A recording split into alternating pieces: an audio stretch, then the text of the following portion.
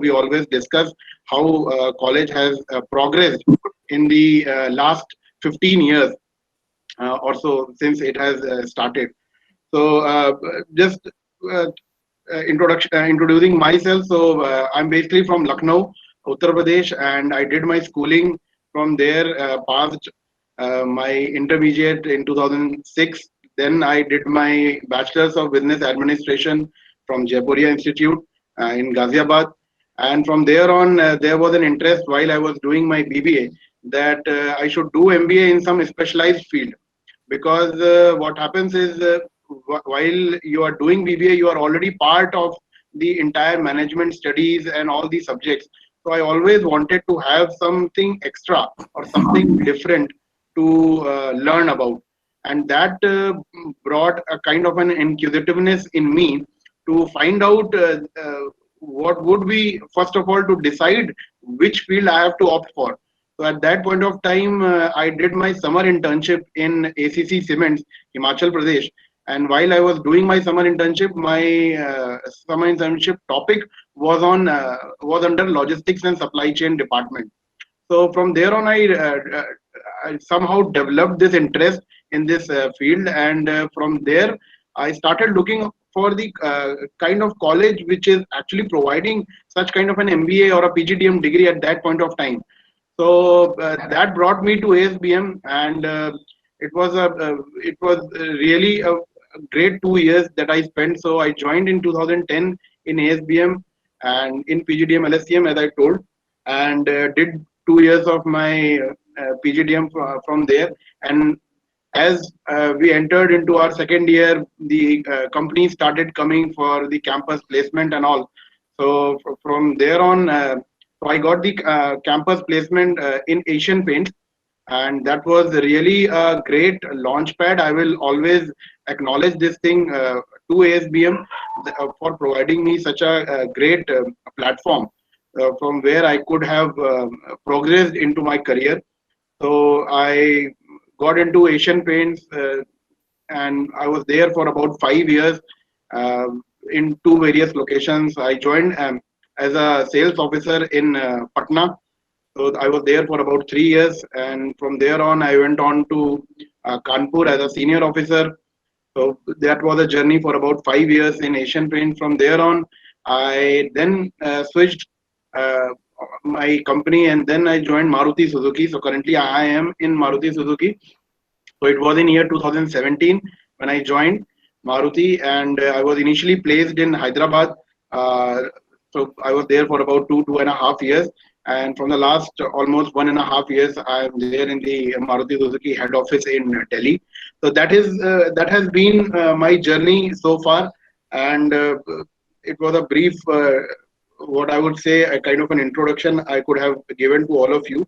Now, as the topic or the next 40-45 minutes, we will be discussing about the importance of time. So the topic itself is effective time management, efficient time management. So before we actually start the topic and we actually get into more details, I would like to start with a very uh, positive saying, and I would say that I always try to follow this saying to the letter of spirit, and it is like that. It's regarding time.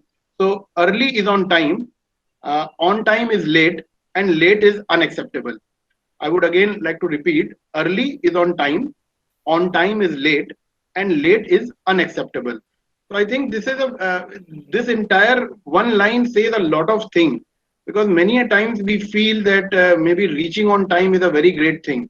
But what I would like to share with you all, with my experience, that it's many a times, if you are also on time, there is always a uh, kind of jitteriness in us, wherein we feel that okay, so it's always good that if you have given some time for any assignment, any project, or you have to reach somewhere, always try to reach a little bit 10-15 minutes early, or as per whatever the comfort level uh, provides you the kind of environment. It's always good to be early on time. And with this, I would just like to relate it with a couple of examples. And I've taken two very relevant examples over here. Like, what is the importance of time? Many a times we feel that okay, we are on time, or maybe we are just 2 minutes late, or maybe we are just 5 minutes late. What is a big deal? Or maybe I was given an assignment or a project which I could not complete on time, and I'm just submitting it a day late than the original timeline. So just to understand the aspect of how important could time be, I'll just like to take the example of all of you would be aware of one of the famous athlete of India, Milkha Singh.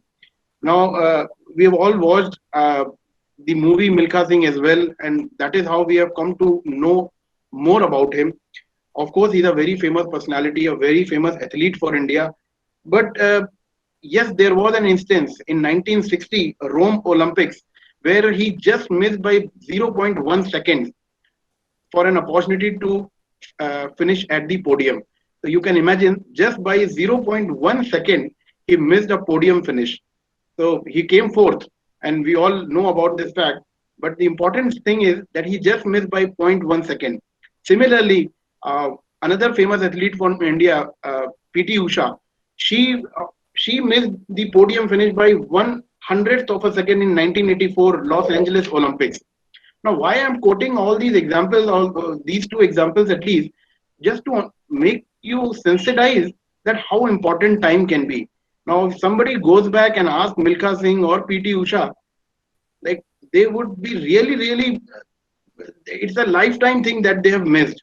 Obviously, they have done a lot of other things great for the country. They have won a lot of medals, but winning an Olympic medal, that too for an Indian athlete, is still a big thing because we generally are not treated as a sporting country. Obviously, things are changing, and in last 10-15 years, many new or great athletes have come.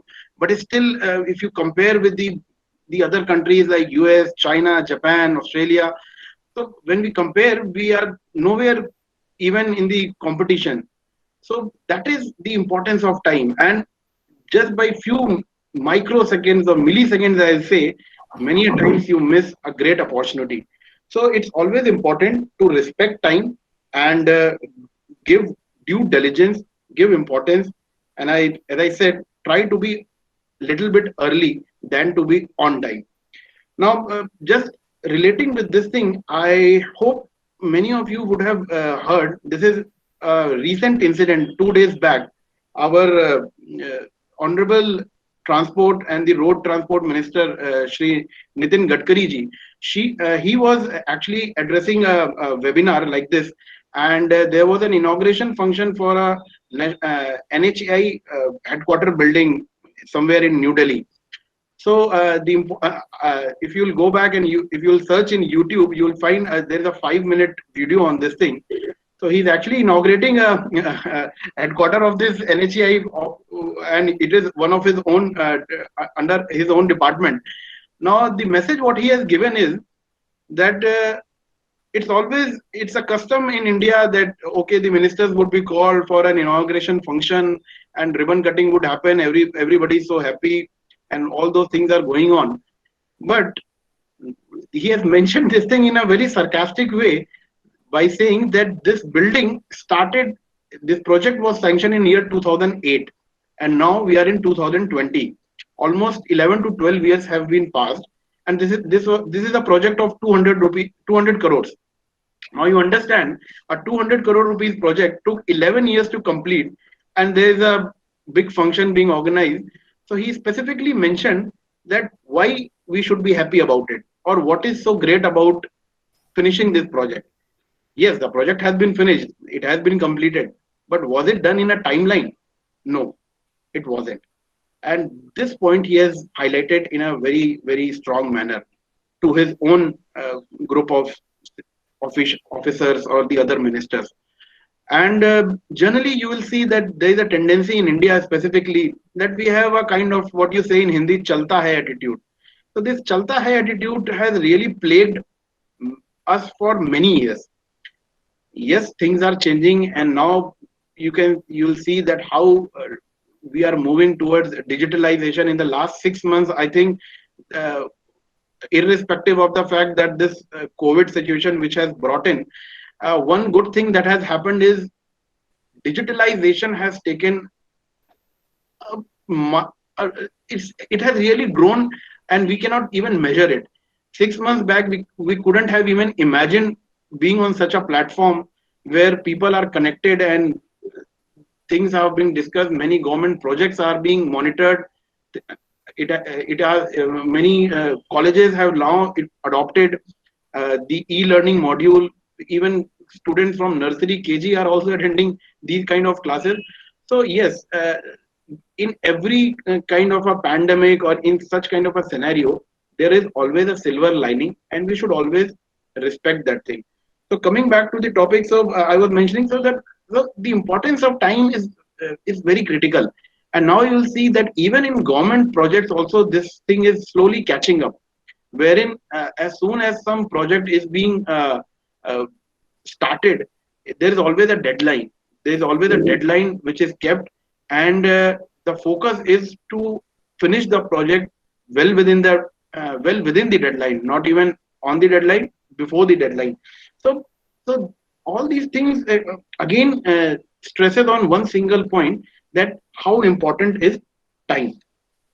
Now, moving ahead, I would like to quote from Abraham Lincoln. He has said that, "Give me 6 hours to chop down a tree. Give me 6 hours to chop down a tree, and I will spend the first four sharpening my axe."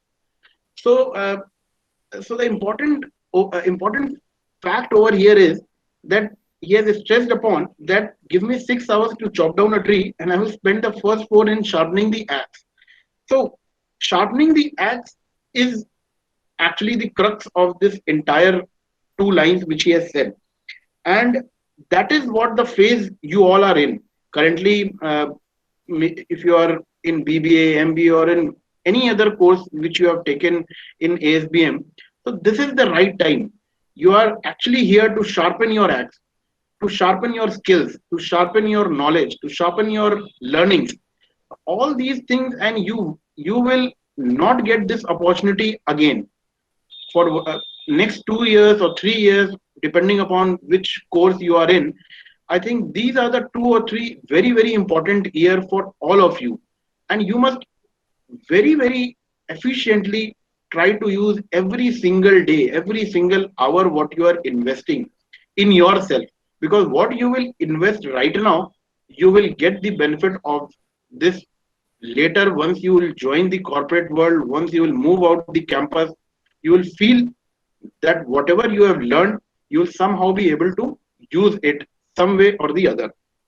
So uh, I think all of you are in that phase, and I have gone through that phase in that same campus, maybe probably in those same classrooms where the classes would start, in the same hostel. So I can very well relate, and in fact I'm feeling that I'm actually gone back to my college days, and I'm actually in ASBM. Had it been not this scenario, we would have been interacting face to face. But nevertheless, the point over here is that while you are there in college, you are on a learning curve. Try to use this time in the best possible way, and try to sharpen your axes. That means try to sharpen your skills, your learnings, your knowledge. Now here I would again like to relate this uh, to one of my favorite topics and one of my favorite area. I hope all of you follow cricket or watch cricket in some or the other way. These days IPL is going on. At least something is there to for us to in the evening to watch for. And one of the personality or the cricketer which is, I think most of us would agree to it, is MS Dhoni. He's one such cricketer who's almost favorite of every other person who is watching or following cricket. Now we've all seen MS Dhoni growing as a cricketer from year 2004 to till date. He has recently retired from international cricket. So in the last 15, 16 years, the kind of laurels he has brought to our country, I don't think any other athlete can even come near to it. Even as a cricketer, as well as a leader, as a captain, right from winning that T20 World Cup in 2007, where I don't know, you might be very young at that point of time, but yes, in 2007, in April, India lost, in fact, were out of the World Cup in the initial stages, the ODI World Cup in the month of April. And there was a sense of like dejection all over India. There were protests going on. We are very much emotional about cricket and all these things. So in April, this kind of an environment was there. The senior team didn't perform. We were beaten by a country like Bangladesh, which we thought that is very, very new to cricket. And then suddenly, after 4 months, a new ray of hope came in form of MS Dhoni leading the young team and winning the World Cup and actually beating Pakistan, one of our arch rivals in the finals. From there on, the the story just kept on going for MS Dhoni. He kept on building upon those laurels from T20 World Cup to the ODI World Cup in 2011, which was I remember I was there at that time in ASBM, and we used to watch cricket matches in our cafeteria where the common room was there, and we used to really enjoy watching those matches. In 2011, I was in first year doing PGDM in ASBM itself, and winning the World Cup was a very very big thing at that point of time. Every entire country was so happy. So T20 World Cup, ODI World Cup, the Test Championship, we became number one in Test, Champions Trophy in 2013. So all these things kept on building the entire Dhoni as a cricketer and as a captain. Now this is just the one side of the story. The 15 years which we have seen him playing cricket, it's just the one side of the story, and we are lucky that in somewhere I think in the year 2015 or 16 we actually got a biopic movie on his name, and I'm sure most of you would have also watched that movie as well. Now that movie actually shows the real Dhoni, how Dhoni became Dhoni, because what happens is we only see the success part of any great leader, any great sports person, or anybody whom you follow. You only consider the success part, while we should also focus what has gone inside, or the kind of time, or the kind of the practices or the exercises, the kind of hours that the person would have spent in becoming that person. That is the important part, and that is what has been said in the uh, said by Abraham Lincoln in this quote, where he mentions that in the first 4 hours he'll be sharpening the axes. These are the 4 hours where you are actually placed in. These are the 4 hours. The next 2 3 years of your college life is going to actually decide how you go ahead. So we've all seen the initial phase of Dhoni, how he was not selected in the beginning. In the movie, all these things have been shown, and he missed one of the Devdar Trophy matches. He couldn't reach on time, and he was actually repenting that thing because he got that information late, and somehow he tried to reach, but he couldn't reach, uh, and he couldn't take part in that match, and subsequently he wasn't selected for the national team. So all these things have been shown, but that didn't deter Dhoni from not practicing or not coming back. It's always you might fail, and it's actually good to fail in sometimes, because when you fail, you actually realize what what additional you need to do to actually reach to that point of success, or where you feel yes I can actually achieve this thing. So I'll again stress on this fact that give good time, and now coming to the campus life, where actually you all are there, and it becomes very very important to utilize your time. I understand that there will be back to back classes, you will be given a lot of assignments, presentations to do, but but honestly speaking, all these things are only going to help you in future, because uh, when I was there in college, I remember in my first year, I was the class representative. I joined the marketing club. I was the placement coordinator. So I was involved in so many things other than the regular curriculum, the regular classes which we have from morning 9:30 to 6:30 in the evening. But that actually helped me in improving myself as a personality.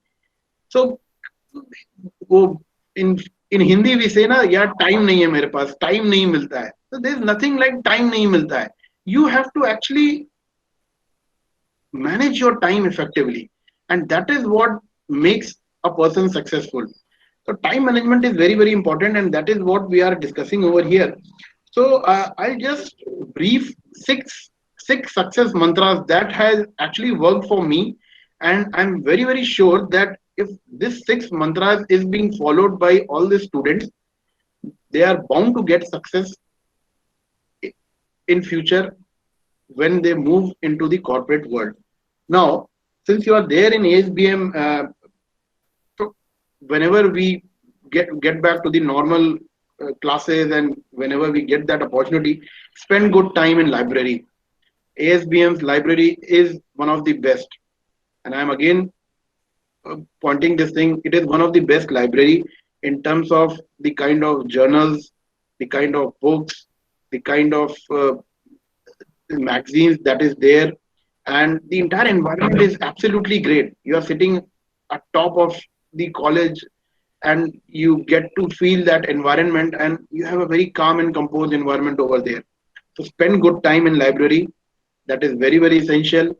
After 6:30, what I used to do is go back to my room in half an hour, freshen up, have some snacks, evening snacks from the college canteen, and then get into the library. And from 7 to 8:39 was my usual time I used to spend in the library only. And it doesn't mean that you are going into library so you have to only read books. It is up to you. Choose one of your any specific topic which interests you a lot. Try to read and try to gain as much knowledge as you can, because that is going to help you when you will be sitting for your interviews. It's really going to help you a lot. I used to read a lot of newspaper. I still do. Reading newspaper is still my hobby, and those Business Standard and Economic Times. I used to really. There was always a waiting to get those newspapers. So I always used to reach on time and get those newspapers first, so that I could spend a good time over there. Second point over here. Second success mantra is have meaningful discussions among your friend groups. It's always not necessary that we are always into that study mode only, and we are only reading, and we are not informally discussing something. So even if when you are hanging out with your friends, have some meaningful discussion. Those discussions could be anything around the economy of the country, the GDP, the population, infrastructure, the kind of the government policies, cricket, anything productive, anything which is actually going to help you a lot. Choose at least 10-15 companies which you feel are very great, and just follow them and have discussions around them. And with that, point number three is to also have mock GDs within your group. This would really help you. We used to do it. We were a batch of about in our logistics and supply chain, we were about 20-25 students, and we used to actively involve in a lot of mock GDs among us only. We used to create a lot of groups. We used to decide topics in beginning, and every evening we used to sit at in someone's room and discuss this thing for about half an hour or 40 minutes, because that actually gives you the perspective of others peoples as well. And when you are sitting in a GD, you would actually learn how to handle a GD. It's group discussions is many a times we take these discussions in a way that okay, we are only going to fight among themselves. No, we have to actually discuss. Point number four, always make notes of whatever you are learning in a day. I used to always carry a small register or a copy when I used to read or find something interesting or going to the library, because when you write your own notes, that is the best possible way to learn things and remember them. You don't have to actually learn them again and again. If you are writing your own notes, definitely you are going to remember it when time would be required, and when you will be required to speak something upon it, you'll definitely remember your own notes. Number five is now this point is a new point. It was not very relevant at our point of studies is watch good content over web. Nowadays, everybody is having a smartphone. The kind of internet connectivity that has improved everywhere. So, so it's like we are actually carrying the entire world in our hand. So there is so much of data, so much of information around us, which is available. It is us to decide what information is important to us and how we are going to use it. So it is very, very important that you devote good time in watching good content over web. Topic can be any topic of your interest. Point number six is improve your communication skills. Now, this was also a very a structured program while we were students, where a lot of finishing school classes were kept for us to improve our verbal as well as written communication skills. Because what happens is once you move out from the college environment or the campus environment, you are actually moving into a corporate world. Now, once you step inside the corporate world, it's very, very important that you are a good communicator, and a good communicator means you can write well, read well, speak well, and understand well as well. Communicator always doesn't mean he has to speak. He has to also listen first and then grasp those things and accordingly react. So these are the six success mantras, I will say, which is very, very important for all the students who are there uh, in this learning curve. The 4 hours which we have discussed, these are your 4 hours, and make good use of it.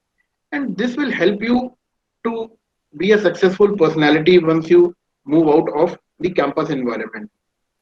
Now, coming to the second aspect is the from campus you will move when how you will how the time will transit into corporate life. A transition would come. Now, imagine from nursery or KG, you've been studying, you came to schooling, then you finished your graduation, now post graduation. So you have had a knowledge or a learning phase of about 18 to 20 years.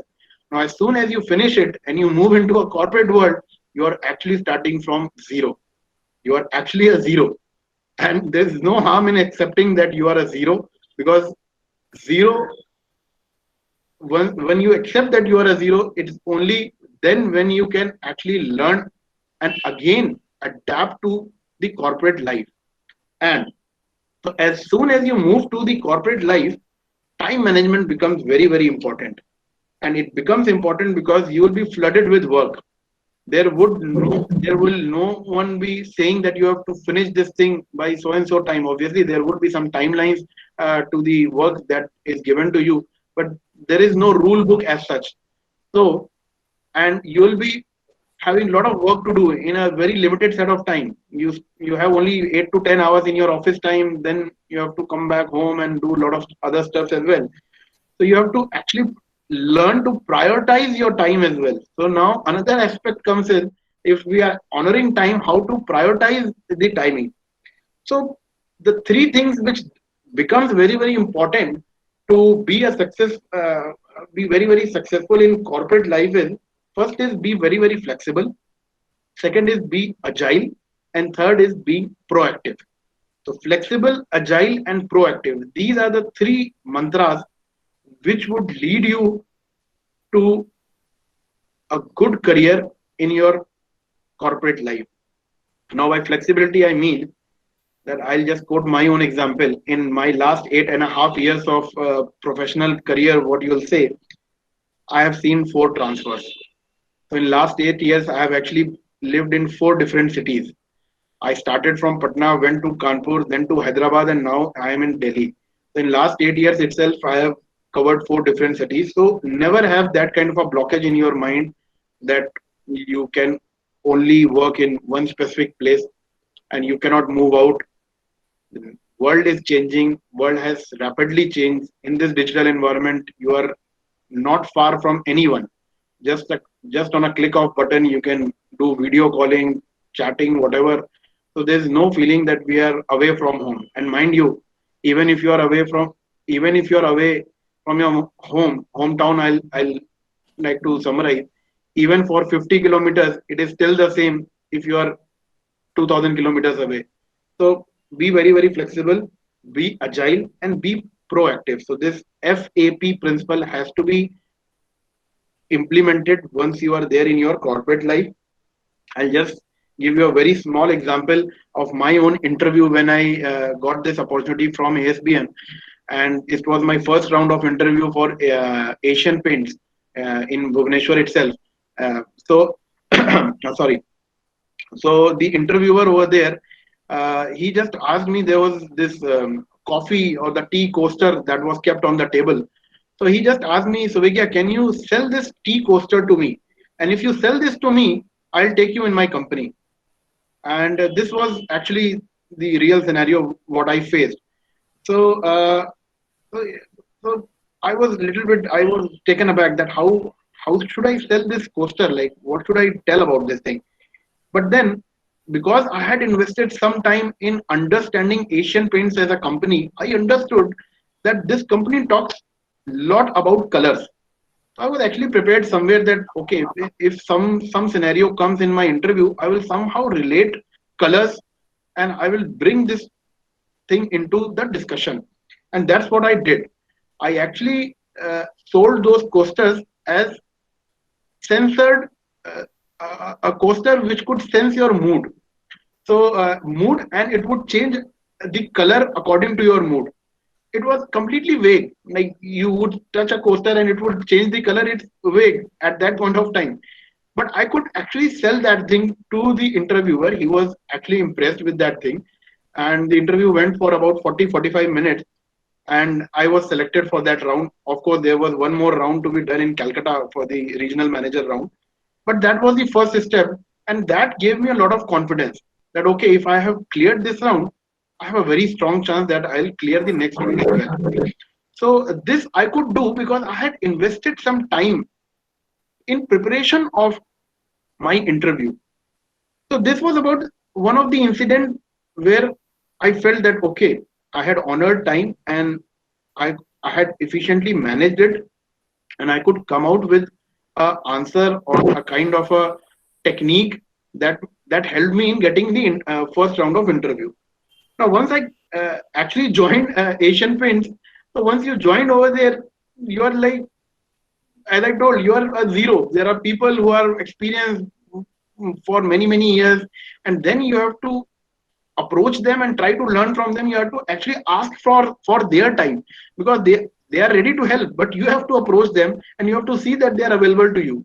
So every time you have to go and approach them, try to learn something, how to do this thing, how to do that thing. So in similar scenario, 4 years later in my career, I faced a scenario where Asian Paints as a company was evolving. It's majorly a paint company, but that was a transformation time where it was evolving from only being a paint company to moving into other segments like waterproofing or entire home decor.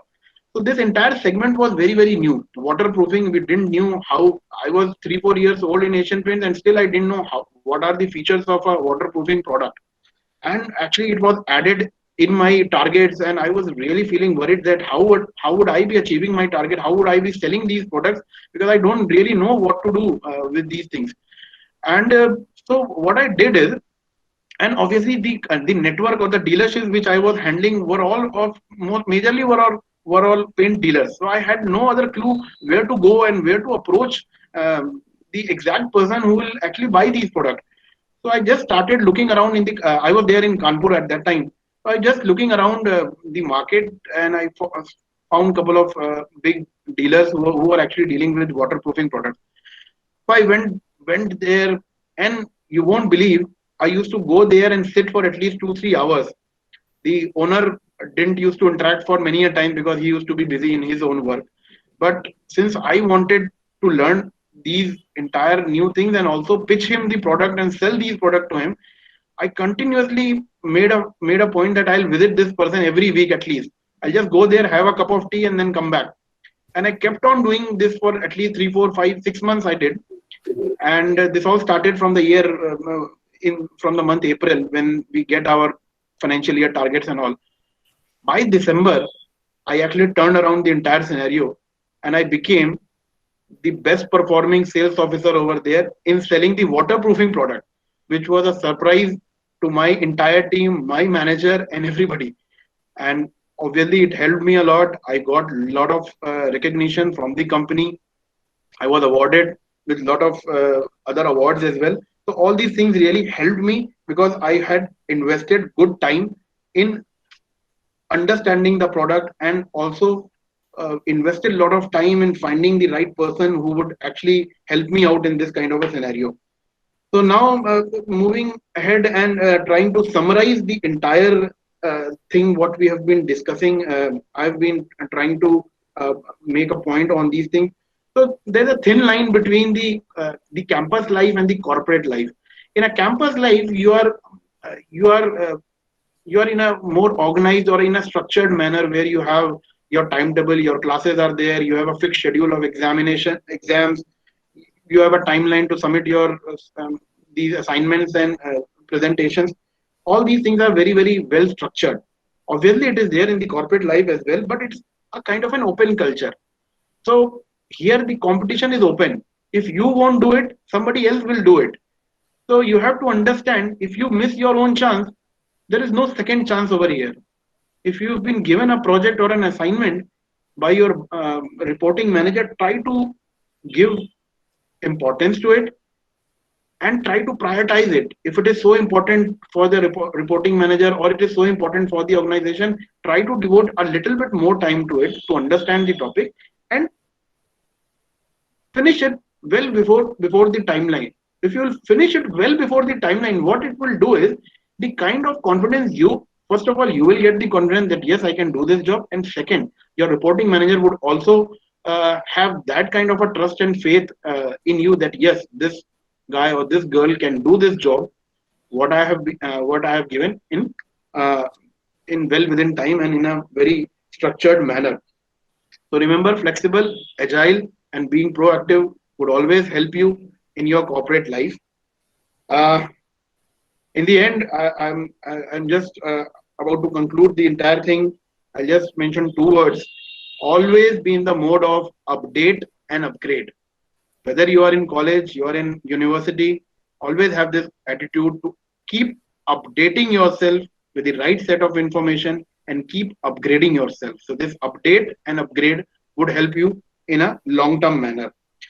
Uh, uh, to close the thing from my end at least, and before we actually can go ahead for taking some of the questions, I would really like to wish all of you a bright future, a bright career, a good 2 3 years which you have in the university, in the campus. So I'll quote this thing, and these lines actually give me a lot of confidence. So these lines are: challenges are high, dreams are too. Challenges are high, dreams are too. The world out there is waiting for you. Dare to dream, dare to try. No goal is too distant, no star is too high. Dare to dream and dare to try.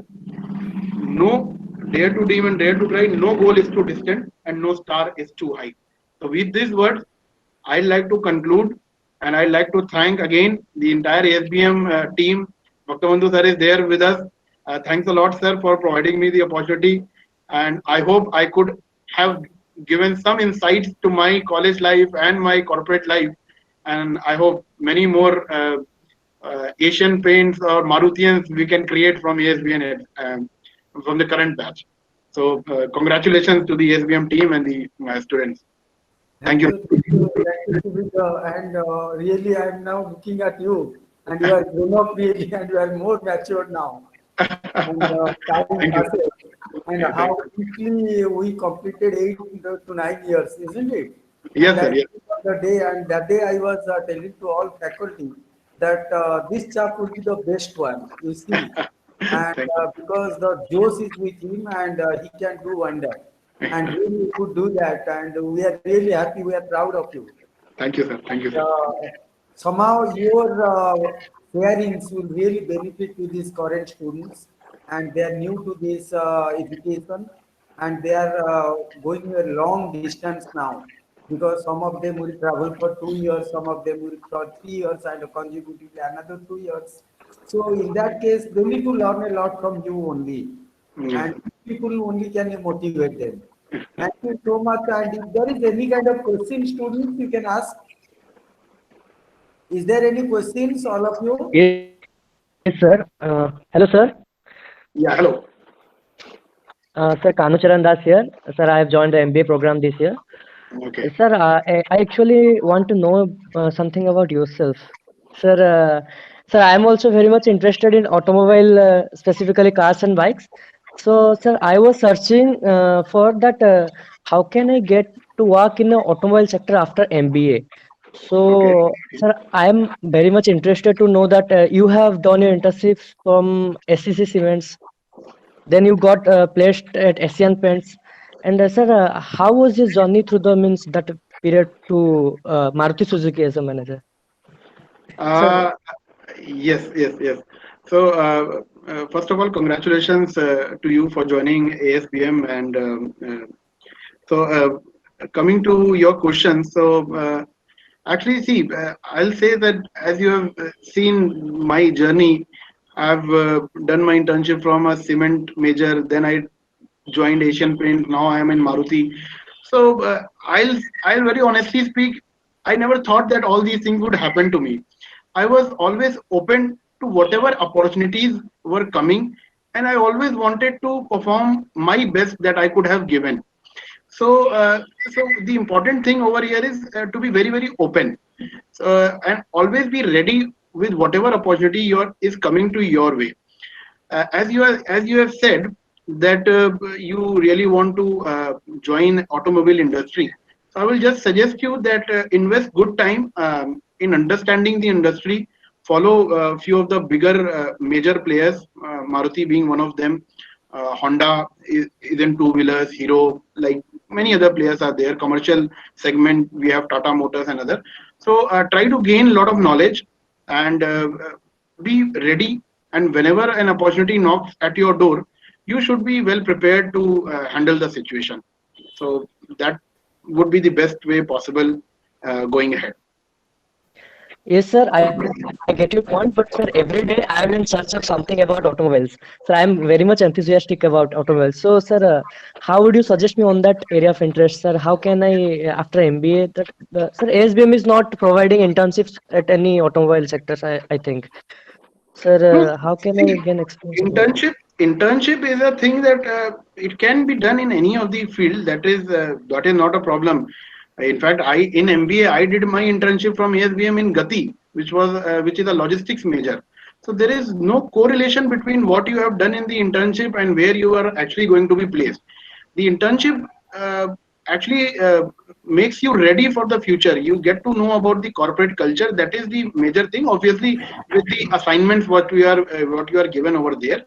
And as far as joining the automobile industry is there, so keep following. A lot of good articles are there, good companies are there, and try to read a lot of things. Not only the sales part, but also try to understand the financial parts, the kind of technicality which goes inside a car and all those things. So be ready with all those things, and I'm sure once you pass out from with your MBA, you will get some kind of an opportunity, and obviously then you can be a uh, successful professional in the automobile sector. Thank you, sir. Sir, can I ask something else related to your men's business, sir? Sorry, I couldn't get your question. Sir, can I ask something professional means related to your company? Sir, every say your competitors like Tata Motors, Toyota, Hyundai, MG, Mahindra, so all are now introducing their electronic vehicle module. Sir, Mhm. when is Maruti Suzuki going to produce such? Good question, but actually, I'm not the right person to comment on the new models. And whenever it will be getting launched, I think you will get to know through the various news platforms what we are having. Yes, sir. Yes, sir. In Auto Expo, sir, every company are producing their concept model of electronic vehicle, but till now, Maruti Suzuki have not came with such ideas. Yes, so some work is already going on, but as I said, until unless something is ready, it's against the company policy to actually speak upon all those things. So I'll just like to close this thing on the aspect that yes, you will get to know when once it is ready. Thank you, sir. I have enjoyed conversation with you, sir. Yeah, thanks a lot. Thank you. Anybody would like to ask? Good morning, sir. Satyanand Samal here. Yeah, good morning. So actually, I wanted to ask you about uh, the motivation, the drive that allows someone to pursue something, and to ask you about that. So, for instance, if uh, irrespective of the interest, if someone is very much the ultimate goal is to make money, Hmm, hmm, hmm. like how sustainable of a motivation is that? I mean, Okay. I think I mean, is the drive still there, or does it fade away? uh, I could get some part of your question. I think there's some disturbance, but I think you're talking about how to be motivated all along the journey uh, throughout your career. So, and ultimate goal, as you mentioned, is to earn money. Yeah. Yeah. So, see, so it is up to the individual that what actually makes you content. And being content means that you are actually very, very satisfied with what you have achieved. And if the ultimate goal is to earn money, and that is the thing which gives you the best content, I think then it is actually limitless, because money has no ending. You can even even Ambani, the one of the richest person, still keeps on investing and still keeps on coming up with new projects. So you can actually aim for that thing, and when you are aiming for something that as big as, say, Ambani or Tata, obviously you'll have to invest lot of time and lot of skills you'll have to inculcate within yourself. So to be motivated is actually good, and if your goal is to have that kind of a status or that kind of a money accumulated for yourself, so keep building upon your own strength, keep working upon all those things, and whenever you find opportunities, just grab those opportunities in the best possible manner.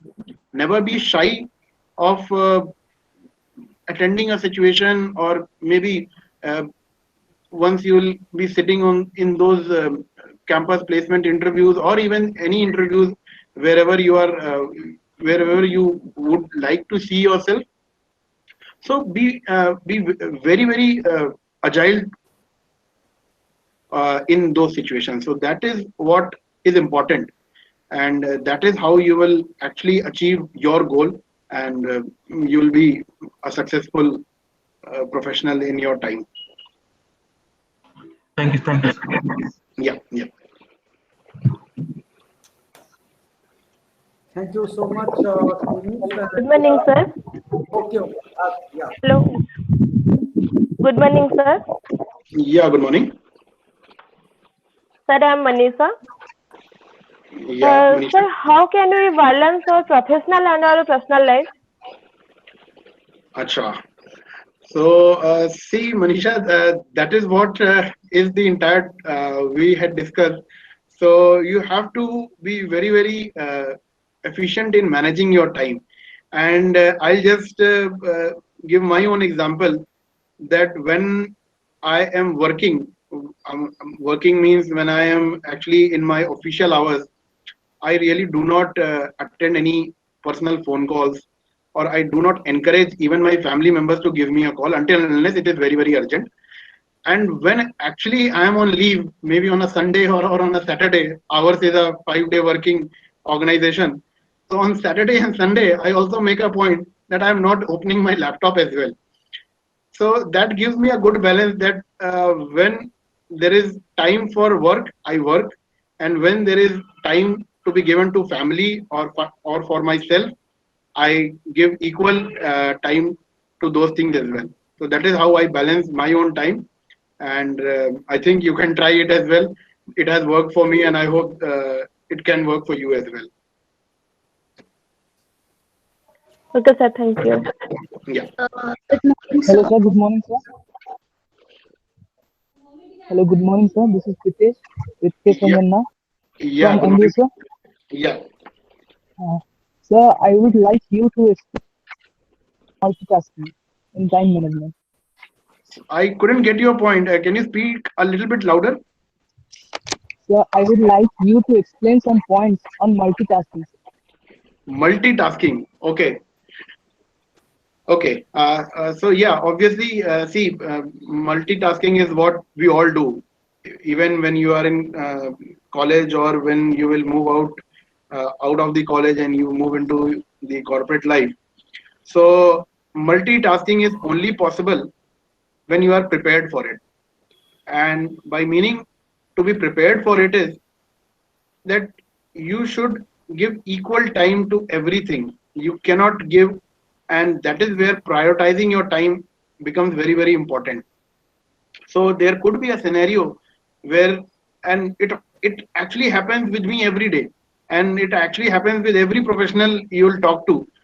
You will go to the office and you have at least 3 or 4 agendas in your mind that okay, I'll be finishing these 3 4 jobs during the day, but suddenly two or three new things would come in your way and you have to actually do it. So once you are in this kind of a conflict where you have some preset agenda for the day and you also have to get few other things to be done, that is where prioritizing your time comes to the good effect. And once you are able to prioritize your time in the way that which work I have to do earlier, and or what is more urgent than the other thing, so that is how you will be able to prioritize your work and also do multitasking. So I'll just sum up this thing that for doing multitasking you have to be prepared and also you have to prioritize. So these are the two ways you can do multitasking in a better way. Okay, sir. Thank you, sir. Good morning, Yeah, Namrata good. Panda. So my question is, Namrata, yes, sir. speak louder. Okay, sir.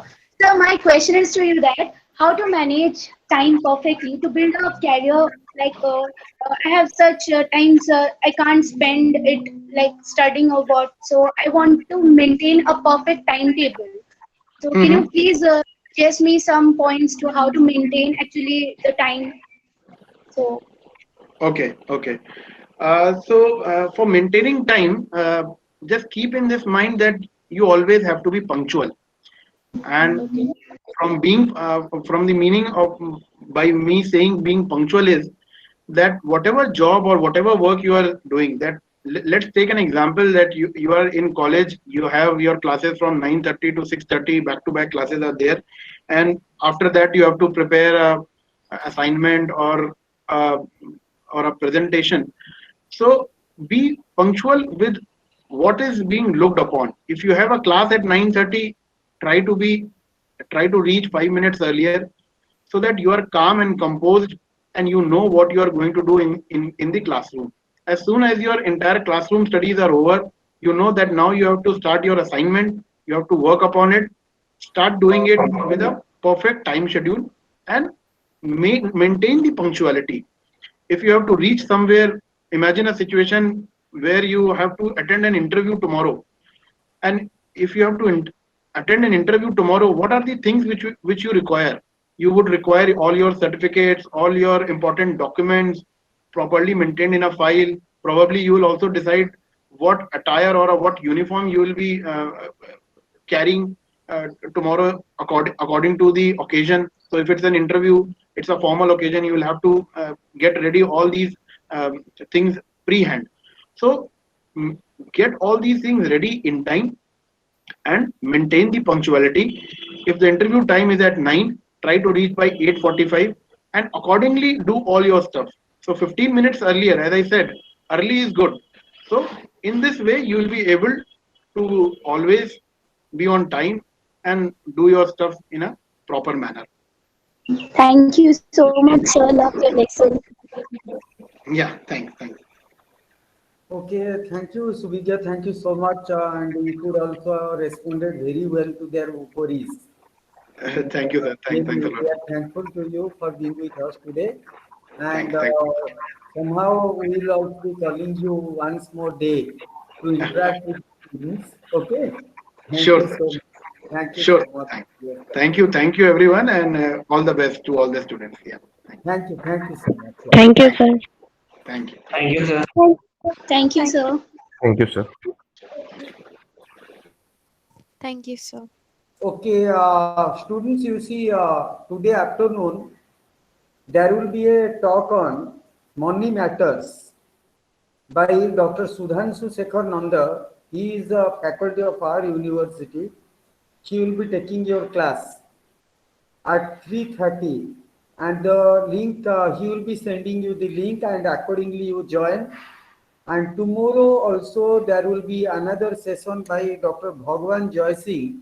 He has already taken your classes, and he will be telling you on nurturing creativity through art, literature, and culture. So he will be taking class tomorrow morning, and in the post lunch, there will be the schedule that is at 3:30 by Dr. Stephanie Merrick. Stephanie Merrick, she is from Georgia Institute of Technology, very renowned institute of the globe. And she will be delivering the talk on every encounter has an opportunity. So in that case, all of you become very serious, and all of you please attend this